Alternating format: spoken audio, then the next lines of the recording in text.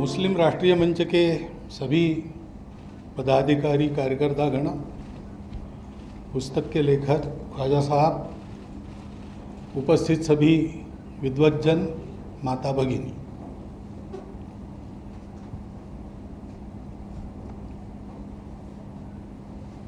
ये ऐतिहासिक है कि नहीं मुझे मालूम नहीं, लेकिन सार्वजनिक रूप से इस प्रकार का पुस्तक का लोकार्पण मेरे द्वारा, यानी संघ के किसी अधिकारी के द्वारा, ये शायद पहली बार है।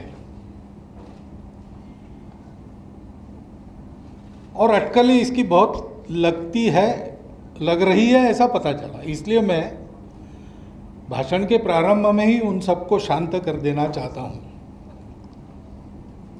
ये कोई इमेज मेकओवर का एक्सरसाइज नहीं है। पहली बात, संघ क्या है 90 वर्षों से पता है लोगों को, वही संघ है।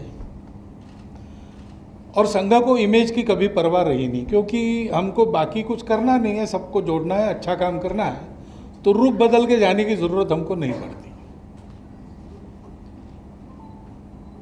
हम वही है और हमको अपने इमेज के, क्योंकि हमारा संकल्प सत्य है, इरादा पक्का है, पवित्र है, किसी के विरोध में नहीं, किसी की प्रतिक्रिया में नहीं। तो दुनिया चाहे जो समझे, हम तो अपना काम करते चले जा रहे हैं। और हमको पता है, केवल भरोसा नहीं, मेरे जैसे को तो पता है कि हम जो करेंगे उससे सबका भला होगा, किसी का बुरा नहीं होगा। इसलिए ये कोई इमेज बदलने का एक्सरसाइज नहीं, ये अगले चुनावों के लिए मुसलमानों के वोट पाने का भी प्रयास नहीं है, क्योंकि हम उस राजनीति में नहीं पड़ते। वोट की राजनीति, पार्टी पॉलिटिक्स, इसमें हम लोग नहीं पड़ते। हाँ, हमारी कुछ विचार है राष्ट्र में क्या होना चाहिए, नहीं होना चाहिए, उसके बारे में, और अब एक ताकत बनी है तो वो ठीक हो जाए, इतनी ताकत हम जहाँ लगानी है, चुनाव में भी लगाते हैं, ये बात ज़रूर है। लेकिन हम किसी के पक्षधर हैं इसलिए नहीं, हम राष्ट्रहित के पक्षधर हैं। उसके खिलाफ जाने वाली बात कोई भी करे, हम उसका विरोध करेंगे, और उसके पक्ष में जाने वाली बात कोई भी करे, हम उसका समर्थन करेंगे। हम पार्टी नहीं देखते। इसलिए ये कोई पॉलिटिकल एक्सरसाइज नहीं है, हम पॉलिटिक्स में नहीं पढ़ते। Vote politics, vote bank politics, party politics, इससे हम तय करके हम उसमें जा सकते हैं, हमारी ताकत है, लेकिन हम नहीं जाएंगे, क्योंकि हमने ये तय किया है पहले से, संघ का जन्म हुआ तब से। क्योंकि कुछ काम ऐसे हैं जो राजनीति नहीं कर सकती, कुछ काम ऐसे हैं जो राजनीति बिगाड़ देती है। मनुष्यों को जोड़ने का काम राजनीति से होने वाला नहीं है। राजनीति चाहे तो उस पर असर डाल सकती है, बिगाड़ सकती है, उतनी मात्रा में राजनीति की चिंता लोगों को जोड़ने वालों को करनी पड़ती है। वो कोई भी हो, हम हो या ख्वाजा साहब जोड़ने चले, वो भी, उनको भी चिंता तो करनी पड़ेगी। परंतु राजनीति इस काम का औजार नहीं बन सकती, इस काम को बिगाड़ने का हथियार बन सकती है। और इसलिए ये उसका भी कार्यक्रम नहीं है। ये एक सीधी बात है कि पहली बार ऐसी पहल हुई, और बहुत तर्क के साथ और पूरे भूतकाल का विश्लेषण करते हुए जब ये बात आई कि ये डायलॉग बढ़ना चाहिए, पुस्तक मेरे पास आई, मैंने देखी। मैंने सरसरी देखने के बाद ख्वाजा साहब को कह दिया कि इसका विमोचन मैं करूँगा। बाद में तारीख तय की, तारीख को 3 बार आगे जानी पड़ी कोरोना के कारण, क्योंकि इस पुस्तक में एक प्रामाणिक आह्वान है, एकता का आह्वान है। ख्वाजा साहब ने अभी जो भाषण किया उसमें बहुत सारी बातें आ गई, बिल्कुल साफ साफ आ गई। तो एक दिल से आह्वान है कि भाई हम एक है, हमको एक होना है। राष्ट्र की प्रगति समाज के, संगठित समाज के अस्तित्व के बिना नहीं होती है। संगठित समाज ने आपस में आत्मीयता से जुड़ा हुआ समाज, संगठन यानी कोई एक रचना नहीं है, उस रचना के पीछे जो भाव है ये अपनेपन का होता है। तो हिंदू मुसलमान एकता, हमारा तो विचार ऐसा है कि ये शब्द ही बड़ा भ्रामक है। ये दो है ही नहीं, एकता की बात क्या है? इनको जोड़ना क्या, ये जुड़े हुए हैं, ये जुड़े हुए हैं। और ये जब मानने लगते हैं कि हम जुड़े हुए नहीं हैं, तब दोनों संकट में पड़ जाते हैं। बात यही हुई है। हम लोग अलग नहीं हैं क्योंकि हमारे देश में ये परंपरा नहीं है कि आपकी पूजा अलग है इसलिए आप अलग हैं। आपने कहा ना, आप निराकार की श्रद्धा रखते हैं, हम निराकार के साथ आकार की भी श्रद्धा रखते हैं। बात ऐसी है कि एक व्यक्ति के नाते मुझे मेरी श्रद्धा एक पर ही रखनी पड़ेगी, हिंदुओं में भी। अगर मैं निराकार मानता हूं तो मैं हिंदुओं के आकार भी नहीं मानूंगा, मेरे अकेले का जब तक प्रश्न। लेकिन मेरे समाज में आकार को मानने वाले लोग हैं, उनका मैं सम्मान करता हूं, उनकी श्रद्धा का आदर करता हूं। उनकी श्रद्धा का आदर करने से मेरी भक्ति पे कोई गड़बड़ नहीं होती। मैंने कहानी सुनी, किस्सा ही है वो, लेकिन सुना है कि हजरत मूसा गुजर रहे थे एक रास्ते से, एक फटेहाल आदमी बैठा था और वो कहता था, भगवान मैं तुमको बुलाने से डरता हूं क्योंकि तुम आओगे उतने दूर से जन्नत से चलकर, तो तुम्हारे पैर दबाने के लिए हाथ तो है, लगाने के लिए तेल मेरे पास नहीं है। ऐसी बहुत सी बातें वो कह रहा है। तो हजरत मूसा गुस्सा हो गए क्योंकि वो भी निराकार की पूजा। तो उन्होंने कहा कि पागल हो गया, तो भगवान ऐसे थोड़ी आता है, कुछ भी अपने मन से, और उस सारे इसको तुम कलंकित कर रहे हो, पागल जैसी बातें कर रहे हो, चुप बैठो। तो उनके दिल में भगवान की आवाज़ उतरी और उसने कहा कि उसको जो कहना है कि तुम्हारा ठीक है, तुम समझते हो ना, वो अपनी समझ से कह रहा है, उसका दिल दुखा के तुम मेरी हस्ती को कलंकित कर रहे हो। इस अर्थ की कहानी मैंने पढ़ी। भारत में ये मानते हैं, हम ये करते आए हैं। इतने देवी देवता है और इतने आ रहे नए नए, पुराने विस्मृत होते चले जा रहे हैं। अब वो रुद्र और इंद्र, इनकी पूजा कहीं होती नहीं, अब नए नए आ गए। ठीक है, जाकी रहे भावना जैसी, प्रभु मुहूर्त तीन देनी देखी तैसी। इसमें झगड़ा करने की बात कौन सी है भाई? हम लोग एक है और हमारी एकता का आधार है, पहली बात है हमारी मातृभूमि। केवल हम इस पर रहते हैं, इस पर जन्मे इसलिए नहीं है, लेकिन ये मातृभूमि हमको हमारा ये स्वभाव देती है। सुजल सुफल मलय ज शीतल, ये रही है परंपरा से। और इसलिए यहां कभी झगड़ा करने की जरूरत नहीं पड़ी। इतना भरपूर ये देती है कि बिना झगड़ा किए हम साथ में रह सकते हैं। ये पुरानी बात थी, आज भी इसकी शक्ति यह है, हम उसका उपयोग नहीं कर रहे। लेकिन आज की हमारी पूरी जनसंख्या को ये भूमि आराम से पाल सकती है। भविष्य में खतरा है, उसको समझ के ठीक करना पड़ेगा, लेकिन अभी भी स्थिति यह है कि ये भूमि हमें पाल सकती है। और इसलिए हमको बाहर जाना नहीं पड़ा। और इसका भूगोल ऐसा है कि पुराने ज़माने में बाहर से किसी का आना मुश्किल है, और आ गए कोई तो आओ भाई, रह जाओ तुम भी, ऐसा हमको रहना पड़ा। तो हमको ये कभी कल्पना नहीं है कि कोई दूसरा है, हमसे अलग है। भाषा वो भी पहले से अलग अलग है। यानी अथर्ववेद उसमें रुचा है, जन्म बिभ्रति बहुधा विवाचसम नाना धर्माणम पृथ्वी यथोगसम। अनेक भाषाओं के बोलने वाले, अनेक धर्मों के मानने वाले। ये कोई आज की भाषा नहीं है हमारी। उपनिषदों में कथा है कि एक ज्ञानी व्यक्ति थे, उसके पास 5 लोग गए। एक पृथ्वी की पूजा करता था, एक अग्नि की, एक वायु की। पूछने के लिए गया कि किसका सा है। तो उसने पूछा, आप किसकी पूजा करते हो? उसने कहा अग्नि की। हाँ, इसीलिए तुम्हारा सब कुछ ठीक चल रहा है, तुम्हारा कल्याण है, तुम्हारे घर में समृद्धि है। दूसरे को पूछा, तुम वायु।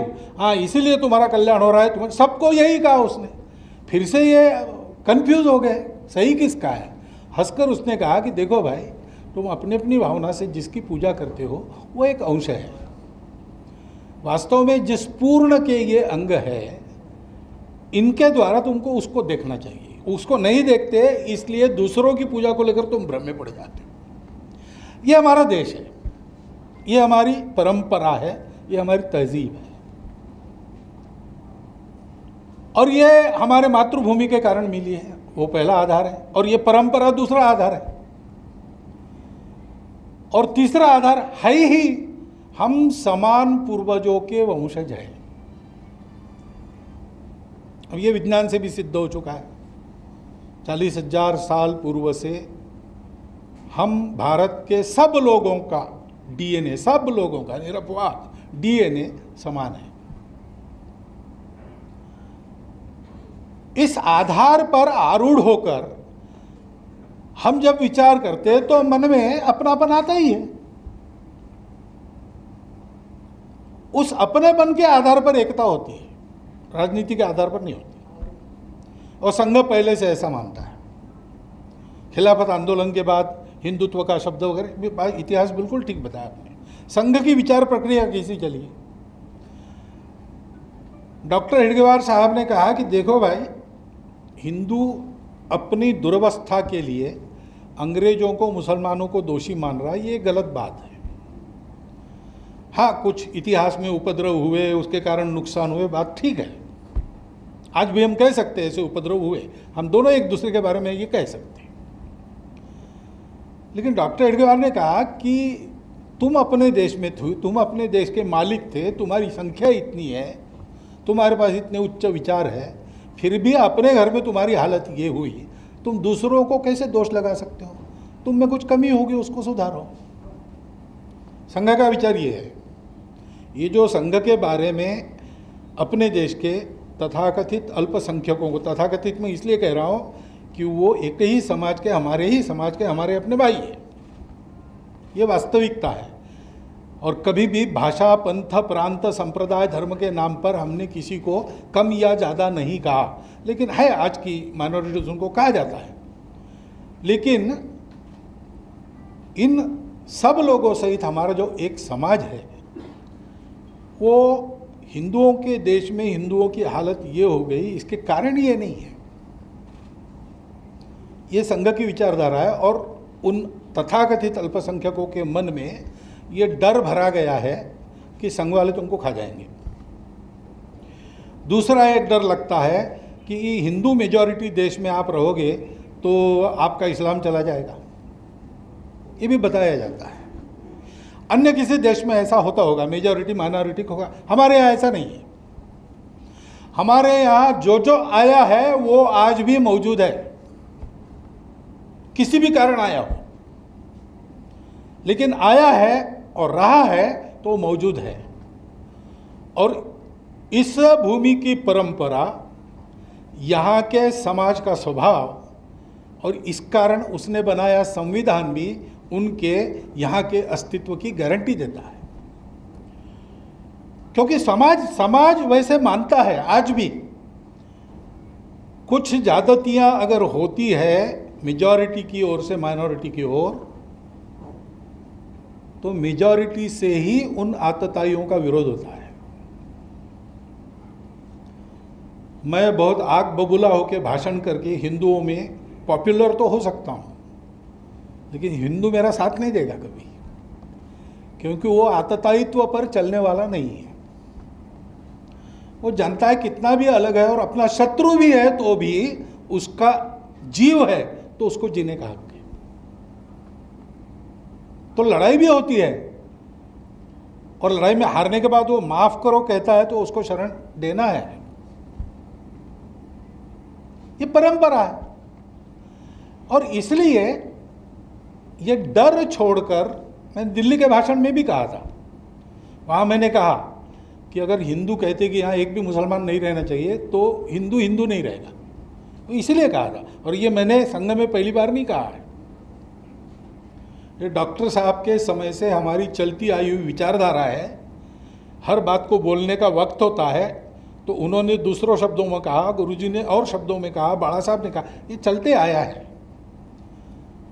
और संघ छोटा था तब उसकी बात सुनी नहीं गई। आज संघ इतना बड़ा है कि संघ के शीर्ष पर मुझे रखा गया है, इसलिए मैं बोलता हूँ तो सारी दुनिया सुनती है। लेकिन ये विचार मेरा नहीं है, ये विचार संघ की विचारधारा का अंग है, क्योंकि हिंदुस्तान एक राष्ट्र है। यहाँ हम सब लोग हैं, सबके अलग अलग इतिहास भी होंगे, पृष्ठभूमि के होंगी, लेकिन पूर्वज सबके समान है। स्वार्थ अलग अलग होंगे, लेकिन समाज एक है। स्वार्थों पर एकता होती नहीं, सौदे पर एकता होती नहीं। एकता इस एकत्व के आधार को अपने मन में पक्का बिठाने से होती है। इश्यूज है, उस पर मत आपके अलग अलग हो सकते हैं। प्रजातंत्र में व्यवस्था है, उनकी अभिव्यक्ति कर सकते हैं, उनके लिए संघर्ष कर सकते हैं, विजय पा सकते हैं, कोर्ट में जा सकते, सब कर सकते हैं। लेकिन एकाधे मामले में आपका मेरा मत अलग है और परस्पर विरोधी है, इसलिए हमारा समाज नहीं बदल रहा, हम एक ही समाज के हैं। इस बात को पक्का समझ के हमको चलना चाहिए।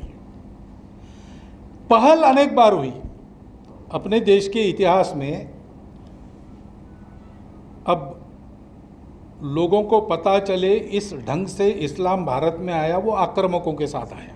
अभी इतिहास का आपका भी कोई इलाज नहीं, मेरा भी इलाज नहीं। जिस दिन ऐसा हुआ उस दिन से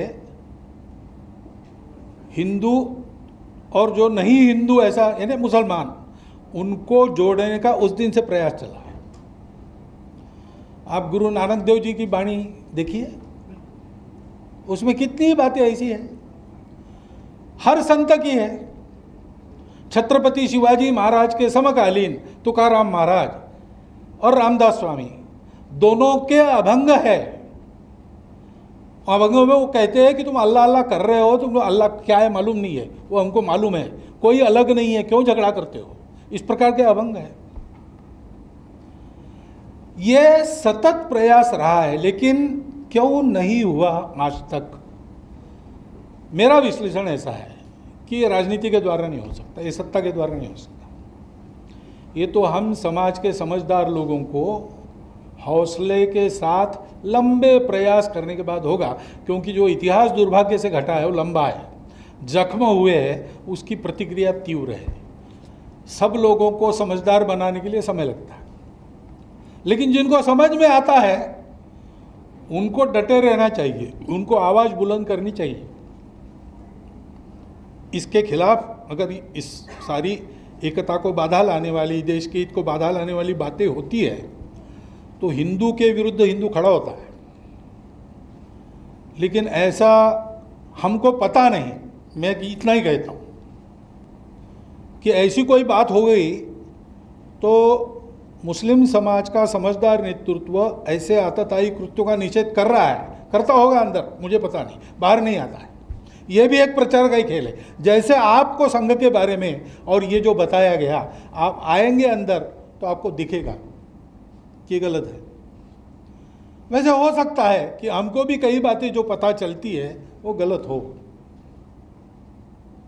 लेकिन दिखता तो है नहीं। तो इसलिए हम समझदार लोगों को डट के बातें करनी पड़ेगी। तो दिल्ली के भाषण में मैंने जो कहा, मुझे पता था, उसके बाद स्वयंसेवक भी कहेंगे कि ये आप कहाँ से कह रहे हैं, लेकिन है बंच ऑफ थॉट्स में है ये सारी बातें। और स्वयंसेवक ये जानता है कि हम हिंदू संगठन है, हिंदुओं को शक्तिशाली बनाना चाहते हैं, लेकिन हमारी दृष्टि जो है वो हिंदू की दृष्टि है ना, वसुधैव कुटुंबकम है। तो हमारे देश के अपने लोगों को तो जो आपने कहा सॉल्यूशन तो वही है। डिस्कॉर्ड एक अभी सॉल्यूशन नहीं हो सकता, डायलॉग यही सॉल्यूशन हो सकता है। कभी भी संघर्ष से होता नहीं, नुकसान ही होता है। तो कभी ना कभी एक दूसरे को समझकर मिलकर अपने देश को बड़ा बनाने के लिए सबको साथ चलना ही है। अब ये बात अनेक बार हुई, लेकिन कई बार डायलॉग का एक अर्थ ऐसा भी है, ऐसा मैंने सुना, सही है कि गलत है मुझे मालूम नहीं, लेकिन सही है तो बड़ी भयंकर बात है। चर्च के पैराडाइम से ये डायलॉग शब्द आया, ऐसा कहते हैं। तो उसमें ऐसा है कि लोगों को कन्वर्ट करने के लिए तैयारी करने का समय मिले, इसलिए बातों में उलझा के रखना, ये भी एक अर्थ होता है उसका। ऐसे भी किसी ने उपयोग किया होगा तो पता नहीं मुझे, लेकिन डायलॉग करने के पीछे स्वार्थ नहीं चाहिए, हमको कुछ पाना नहीं है, हमको कुछ पाना नहीं है। ये देश अपना है, ये समाज अपना है, उसके भलाई के लिए ये करना आवश्यक है। कोई माने ना माने, हमको करना है। हमारा क्या होगा हमको परवाह नहीं, हमारा कुछ भी हो जाए, हमारे समाज का तो भला ही होगा। इस ढंग से खड़ा रहना पड़ेगा। एकता की आधार भूमि अपनी मातृभूमि, अपनी ये परंपरा संस्कृति और हमारे समान पूर्वज, उनका गौरव। बाकी हमारे यहाँ सब स्वतंत्रता है, कुछ नहीं बदलना पड़ता है। सब मत पंथ हमारे यहाँ, रामकृष्ण परमहंस जैसे संत, उन्होंने प्रत्यक्ष उपासना करके ये देख लिया है।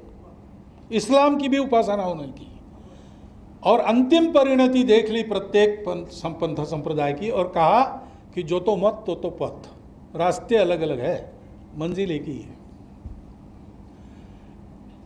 ये सत्य है, यानी ये हमारे देश का विचार है, हमारी परंपरा है, हमारा सौभाग्य है। लेकिन ये कहीं भी जाकर आप उसका परिशीलन करो, प्रत्यक्ष अनुभूति करो, मन और बुद्धि के परे जाकर अनुभव करो, तो आपको ये पता चलेगा। आज भी इसको बताने वाले हैं, आज भी ऐसे अनेक उदाहरण हैं कि मुस्लिम फकीरों के शिष्य अच्छे अच्छे हिंदू हैं, पहुंचे हुए फकीरों के, और हिंदू संतों के मुसलमान शिष्य हैं। हिंदू संतों ने मुसलमान शिष्यों को जो मंत्र दिया है वो संस्कृत का नहीं दिया है, वो कुरान पाक में कुछ नाम वहाँ से निकाल के दिया है। ऐसे बहुत उदाहरण है। मैं जानता हूँ जहाँ से मैं पैदा हुआ हूँ भारत में, विदर्भ और ये नागपुर के आसपास का इलाका, उसमें तो ऐसे मेरे आसपास ही 4-5 उदाहरण हैं। अब इसको हमको पहचानना चाहिए, इसको पकड़ के चलना चाहिए और इसी निश्चय के साथ चलना चाहिए। रास्ता लंबा है। आप तो कह रहे हैं कि हम मंजिल तक आ गए, ये मंजिल नहीं है, ये अब चलना प्रारंभ है, यहाँ से करना पड़ेगा। मंजिल बहुत दूर है, क्योंकि बहुत सारी बाधाएं हैं। लोगों के मन में अंधकार है, उसको दूर करना पड़ेगा। ऐसा हम चलेंगे तो खुरापात करने वाले खुरापात तो करेंगे ही, तो उससे जो त्वेष उत्पन्न होता है, द्वेष उत्पन्न होता है, टेंशन उत्पन्न होता है, दंगे, उन सब का हमारे मन पर परिणाम न होने देते हुए सत्य और न्याय के साथ हमको आगे बढ़ना पड़ेगा। इसलिए लंबा चलना पड़ेगा, ये समझना पड़ेगा। आपका वो जो प्रामाणिक आह्वान है उसकी मैं दाद देता हूँ। आपने जो 2 बातें कही है मैं मानता हूँ उसको, संघ उसको मानता है, इसलिए मैं भी मानता हूँ। मैं संघ की पठड़ी में तैयार हूँ। संघ मानता है उसको, किसी की पूजा उसका अपना सवाल है, और हर एक मनुष्य की इसके अंदर क्षमता अलग अलग दी है, तो उस प्रकार वो जानता है, प्रामाणिक प्रयास कर रहा है, एक दिन पहुंचेगा वहाँ। अनेक रास्ते हैं, उसको लेके किसी की श्रद्धा को हम भंग नहीं कर सकते, करना नहीं चाहिए। करेंगे तो वो पाप होगा, पाप का प्रायश्चित कभी ना कभी करना पड़ेगा, ये पक्का है। परंतु ऐसा एक दूसरे को समझकर हमको सच्चाई और न्याय के साथ खड़ा रहना पड़ेगा, देश की एकता अखंडता के साथ खड़ा रहना पड़ेगा। ये देश हमारा है, ये समाज हमारा है। मत के नाते हो सकता है हमारा कोई मत हो, हमारा कोई धर्म हो, हमारी कोई पूजा हो, ठीक है, उसका अनादर इस देश में कभी नहीं होगा। उसके अनादर का प्रचलन जो डालने जाएगा उसको बाहर जाना पड़ेगा कभी नहीं, ये पक्की बात है। और इसलिए हिंदुओं के मन में ये जो इतिहास हुआ है, लड़ाइयाँ हुई, बाद में सब ठीक होने लगा, तो बीच बीच में कट्टरपंथी आते गए और उल्टा चक्का घुमाते रहे। ऐसे ही खिलाफत के समय हुआ, उसके कारण पाकिस्तान हुआ। स्वतंत्रता के बाद भी राजनीति के तहत आपको ये बताया जाता है तुम अलग हो, तुम अलग हो, तुम अपनी अलग पहचान छोड़ दोगे। पहचान छोड़ने की ज़रूरत नहीं है भाई, पहनावा वगैरह सारी बातें यहाँ सबकी अलग अलग है, पहले से है, यहाँ मुसलमानों के आने के पहले से है। इसलिए वो सब ठीक रखकर भी हम इस समाज के अंग हो ही सकते, और कहीं नहीं हो सकते, यहां हो सकते। लेकिन ये डर जो बिठाया जाता है उसके चलते और फिर से चक्का उल्टा घूमता है। उस चक्कर से बचना और बचाना ये हमको करना पड़ेगा। हम है अलग अलग, हमारी तरजीह भाई ये है, परस्पर विरोधी भी है। ये आर्य समाजी सगुण अवतारों को नहीं मानते, टीका भी है। सत्यार्थ प्रकाश में हिंदू देवी देवताओं पर टीका है, चाबुक लगे है। लेकिन हिंदू समाज ने उसको कैसे लिया, ये एक शास्त्रार्थ है भाई, बौद्धिक विश्लेषण है। अब पढ़ो उसको, प्रैक्टिस करके देखो, जो अनुभव आता है वैसे मानो। तो आर्य समाजी भी है और मंदिर वाले भी है, सब प्रकार के लोग हैं। जैसे ये साथ चलते हैं वैसे हमारे ही भारत माता के पुत्र, हमारे ही संस्कृति के विरासतदार और हमारे ही पूर्वजों के वंशज, खून के अपने भाई मुसलमान साथ क्यों नहीं चल सकते भाई? वो कैसे अलग हो गए? लेकिन इन सब पृष्ठभूमियों के कारण एक अलगाव और अविश्वास पैदा हुआ है। उसकी दूरी हमको पाटते समय समाज के मन से ये सारा हटाना पड़ेगा। और हटाने का मतलब छिपाना नहीं होता है। जो आपने कहा, खरी खरी बात को जैसा है वैसा समझना। इसलिए हम कहते हैं कि हिंदुस्तान हिंदू राष्ट्र है, गौ माता पूज्य है, लेकिन लिंचिंग करने वाले ये हिंदुत्व के खिलाफ जा रहे हैं। वो आतताई है। कानून के जरिए उनका निपटारा होना चाहिए, क्योंकि ऐसे केसेस बनाए भी जाते हैं तो बोल नहीं सकते आजकल कहाँ सही है कहाँ गलत है। लेकिन कानून को अपना काम करना चाहिए, तहकीकात करनी चाहिए ठीक से, बिना पार्शियलिटी किए सबका न्याय करना चाहिए और दोषी को सजा होनी चाहिए। हमको उसमें कोई गम नहीं। सब मैं कहता हूँ, सार्वजनिक भाषणों में मैंने कहा है स्वयं।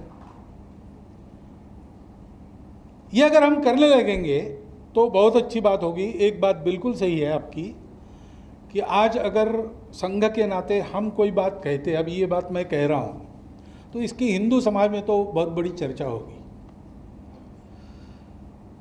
बहुत बड़ा वर्ग है जो इसका समर्थन करेगा, हमको कहेगा कि आपने बहुत अच्छा किया, ये पहल की। ऐसा भी वर्ग है जो खराब नहीं है, अच्छे इंसान है, लेकिन वो कहेंगे कि बस आप भी भोले बन गए। अब ये ज़रूर कहेगा, क्योंकि ठोकरे लगी है। वो कहेंगे कि अरे ऐसा कभी हुआ था क्या, ये ऐसा मामला नहीं है, ये आप लोग नहीं समझते। ऐसे भी होंगे, चलेगा, ये शास्त्रार्थ चलेगा। लेकिन एक बात है कि हिंदू समाज की भावना संघ बोलता है। आज स्थिति है, क्योंकि नीचे तक हमारे स्वयंसेवक है, समाज क्या सोचता है क्या नहीं हमारे पास आता है, हम उसके अनुसार बताते हैं। उसके अनुसार मैं बता रहा हूँ, हिंदू समाज अपने परंपरा, प्रकृति, बुद्धि, मन के अनुसार चाहता तो है, लेकिन करने की हिम्मत उसकी इसलिए नहीं होती कि ये सब बीच में है। उसकी हिम्मत बढ़ाने के लिए उसका आत्मविश्वास, उसका आत्म सामर्थ्य बढ़ाने का काम संघ कर रहा है। संघ हिंदू संगठन करता है, इसका मतलब बाकी लोगों को पीटने के लिए नहीं है। वो संघ हिंदू समाज का आत्मविश्वास बने। एक ने पूछा कि आप क्या करने जा रहे हैं, बोला क्या होगा इससे, तो बोले इससे तो हिंदू समाज दुर्बल होगा। मैंने बोला कमाल है, एक माइनॉरिटी समाज है मुसलमान नाम का, मैं इस पुस्तक का उद्घाटन कर रहा हूँ, उसमें कोई डरता नहीं, क्या होगा, और तुम मेजॉरिटी समाज के होगे डरते हो, क्या होगा। अब ये ऐसा व्यक्ति एकता नहीं कर सकता। जो डरता है, डर के मारे एक होना नहीं है, ये पक्की बात है। आप भी मत डरो, सत्ता आएगी और रहेगी तो भी आप मत डरो। डर से नहीं होती एकता, प्रेम से होती है, एकता अपनेपन से होती है, एकता निस्वार्थ भाव से होती है।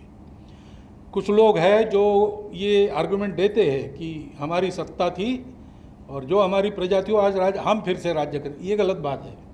अब डेमोक्रेसी है, कोई हिंदू वर्चस्व की बात नहीं कर सकता, कोई मुस्लिम वर्चस्व की बात नहीं कर सकता। भारत वर्चस्व की बात सबको करनी चाहिए। हम जब कहते हैं हिंदुस्तान, हिंदू राष्ट्र, उसका मतलब यही होता है, क्योंकि हिंदू की हमारी व्याख्या तिलक लगाने वाला, स्नान करने वाला, यह पूजा करने वाला ऐसी नहीं है। जो भारत को अपनी मातृभूमि मानता है, जो भारत के पूर्वजों का विरासतदार है, संस्कृति का विरासतदार है, वो हिंदू है हमारे लिए। अभी ये कार्यकर्ताओं की बैठक चल रही, उसमें एक दो मुस्लिम, मेरा परिचय नहीं था पहले, उन्होंने परिचय कर दिया कि इतने वर्षों से मैं शाखा में जा रहा हूँ। है हमारे यहाँ, हम लिस्ट नहीं रखते, अलग किसी की नहीं रखते, ब्राह्मण की नहीं रखते, माली की, तेली की, किसी की नहीं रखते, मुसलमान की भी नहीं रखते, लेकिन देश भर में है। कभी कभी समझदारी न होने से हमारे लोग जाते हैं, मुसलमान लोग जाते हैं, हमको ज्वाइन करना है तो उनको कहते हैं कि आप MRM में जाओ। अरे भाई, संघ में ज्वाइन होने के लिए संघ में कोई भी आ सकता है। जो इस पर विश्वास रखता है संघ के लिए हिंदू है, और जो इस पर विश्वास नहीं रखता वो किसी का भक्त हो, वो बड़ी पूजा करता हो रोज, लेकिन वो संघ में जगह नहीं उसको। क्योंकि ये समाज, ये मातृभूमि, ये संस्कृति और ये पूर्वज, ये हिंदुत्व की व्याख्या है हमारे लिए। और इसलिए इस आधार पर एक अपनापन बना के समाज को एक करने का पहला प्रयास, मेरे प्रयास का प्रारंभ आज हुआ है, मैं मानता हूँ।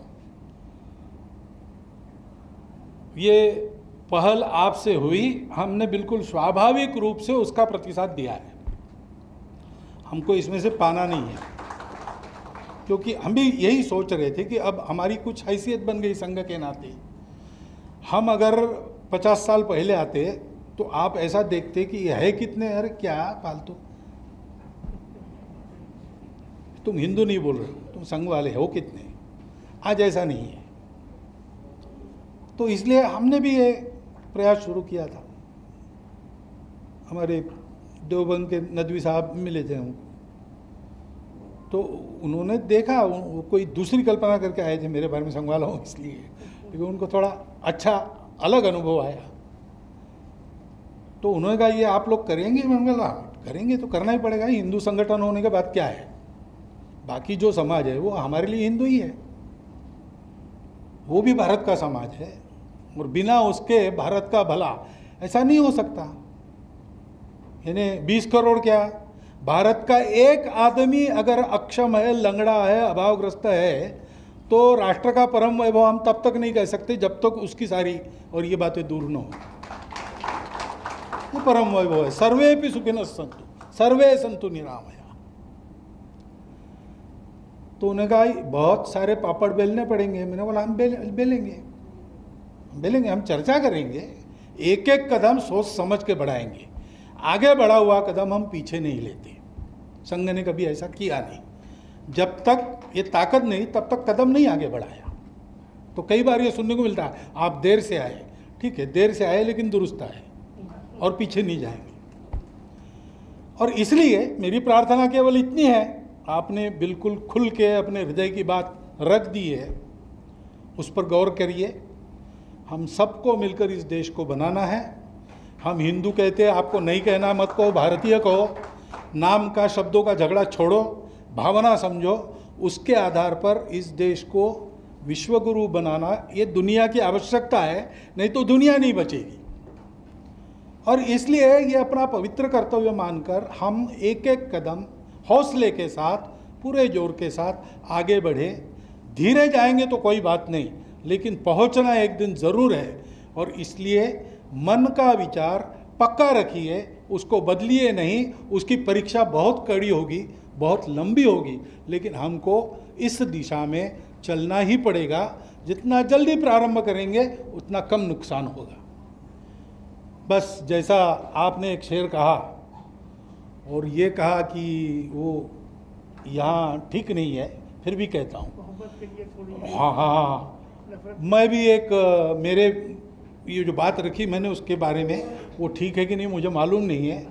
हमारे अकोला की विजयादशमी उत्सव में इमरजेंसी के बाद और आरिफ बेग साहब को हमने अध्यक्ष के नाते बुलाया था, तो उनके भाषण के अंत में उन्होंने कहा था, बड़ा प्यारा लगा, अंजाम बया, हाँ क्या अंदाज़ बया अगरचे बहुत खूब है, मगर शायद कि उतर जाए तेरे दिल में मेरी बात, हिंदुस्तान पाइंदाबाद।